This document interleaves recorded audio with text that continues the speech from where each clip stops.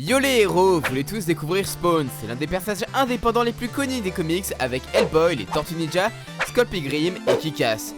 Ne vous en faites pas, je vais tous les faire.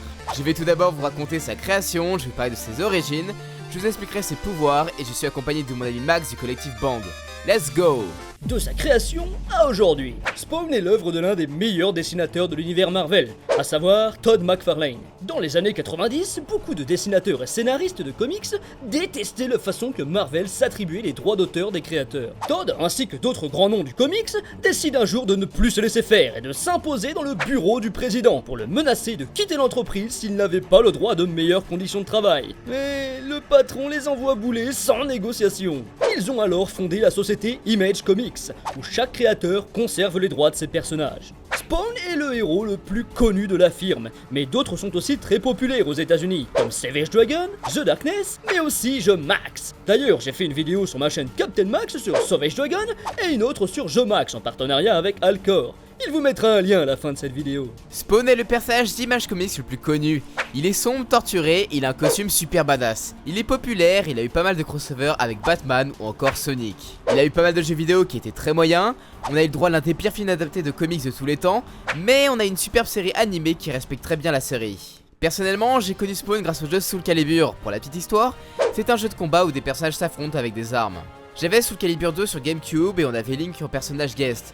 Et je me suis demandé qui étaient les guests pour la version PS2 et Xbox. Pour la version PS2, on avait Heihachi Mishima de Tekken, et pour la Xbox, c'était Spawn. Todd McFarlane était en accord avec Namco pour la production de figurines, et vu qu'il n'y avait pas de personnage énigmatique avec une arme blanche sur la Xbox, ils ont choisi Spawn. Et c'est un peu après que j'ai compris que c'était un personnage de comics, et j'ai commencé à lire ses bouquins bien plus tard. Ses origines. Spawn était autrefois un homme nommé Hal Simmons. C'était un assassin hautement qualifié et il était considéré comme le meilleur. Ouais, c'est cliché typique des soldats dans les comics.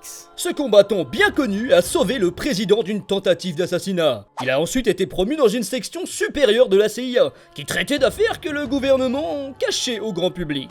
Hal accomplissait les missions qu'on lui assignées, mais tua des innocents. Il réalisa alors que le gouvernement n'avait pas toujours raison et il commençait à s'interroger sur le caractère juste de ses actions. Cela attira l'attention d'un haut gradé. Ce dernier découvrit qu'Hal toutait et estima qu'il en savait trop. Wayne embaucha donc Chapel, ami et partenaire d'Hal, pour l'éliminer. Après son assassinat, l'âme de Simmons fut envoyée en enfer à cause des innocents qu'il avait tués en tant qu'agent de la CIA. Hal Simmons a fait un marché pour vendre son âme à un être démoniaque sous le nom de Malebolgia pour revoir sa femme, Wanda Simmons. Il a été autorisé à revenir, mais il est revenu 5 ans plus tard en tant qu'Spawn.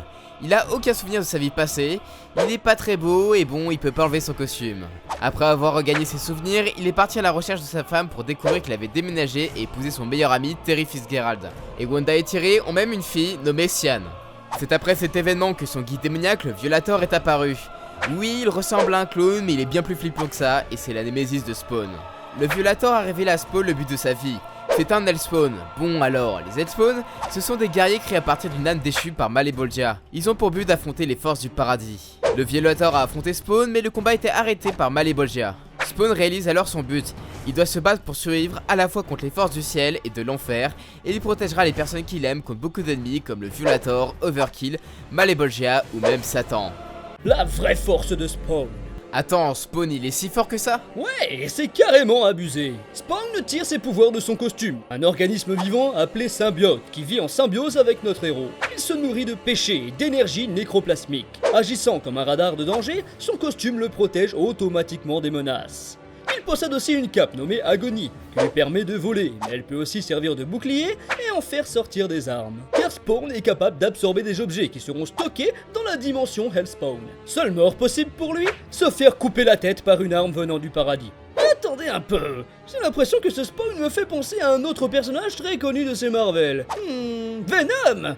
Les chaînes à la place d'étoiles, le costume en symbiote et même les super pouvoirs d'absorption. On va faire une nouvelle vidéo sur les plagiats dans les comics si ça continue. Mais non, Todd McFarlane s'est inspiré de Venom et de Spider-Man parce qu'il était dessinateur du comic Spider-Man. C'est même le premier à avoir dessiné Venom, et au niveau de l'histoire et des autres pouvoirs, bah c'est pas pareil. Mais bon, je te l'accorde, je pense que le fait que le design fasse penser à Venom a bien aidé au succès du personnage. Au niveau des autres pouvoirs, Spawn a une force surhumaine et surpuissante. Il a réussi à soulever un immeuble pour le balancer sur un dieu. Il est ultra rapide et si vous voulez le tuer, bah bonne chance. Il a réussi à survivre à de la lave, on l'a empalé, enlevé son cœur, Mais tout ça, ça sert à rien, la seule façon de le tuer est de le décapiter. Il est capable d'utiliser énormément d'armes à feu, pour rappel, il était un agent de la CIA, il a même des pouvoirs télépathiques. Il peut se régénérer avec de l'énergie nécroplasmique, lancer des attaques énergétiques, se téléporter à la vitesse de la lumière et en faire de même avec des personnes et des objets. Il sait utiliser la magie en projetant l'énergie de l'enfer, créer des illusions, invoquer des créatures des ténèbres, contrôler la nature, cracher du feu, générer de l'électricité et pas mal d'autres choses. Il est même capable de changer sa taille et d'être intangible. Mais ses pouvoirs les plus fous sont la modification de la réalité, la formation de trous noirs et l'arrêt du temps. Spawn est même capable de faire revivre les morts, il est très puissant. Il est bien supérieur à la moyenne de l'enfer, il a réussi à battre le Rédempteur qui est l'anti-Spawn, il a battu le Violator dans sa forme principale, Spawn a défoncé Savage Dragon, il a éclaté Mammon qui était le roi des enfers qui régnait en l'absence de Satan. Il s'est même battu avec Angela contre Urizen qui est le dieu des ténèbres où il devait l'arrêter avant qu'il ne détruise la ville. Mais bon, il est pas invincible, il s'est déjà fait battre pas mal de fois contre Overkill ou encore Magella et pas mal d'autres personnages. Et du coup, on ne va pas parler d'Omega Spawn et de God Spawn? Bon, ce n'est pas ce qu'il y a de plus intéressant sur le personnage, mais il y a quelques temps, Spawn est mort et il a accepté son titre de roi des enfers. Il était ultra puissant, il avait des pouvoirs illimités, il a vaincu des héros d'Image Comics et il a failli détruire l'omnivers. Et pour God Spawn, bah concrètement, c'est dieu de l'univers, il est omnipotent. Et bah, Spawn est super puissant et je l'imaginais pas aussi fort. Moi aussi à vrai dire, je trouve ultra craqué. Après, s'il est autant populaire, c'est pour son design qui rappelle Venom, ainsi que sur le fait que ça soit un héros torturé. Et dans les années 90, les fans adoraient ce genre de personnage. Et hors héros Marvel et DC, c'est sans aucun doute le personnage de comics le plus connu dans le genre des super-héros. Si vous voulez commencer Spawn, je vous conseille la série Spawn parue en France et Spawn Renaissance. En tout cas, merci à Max.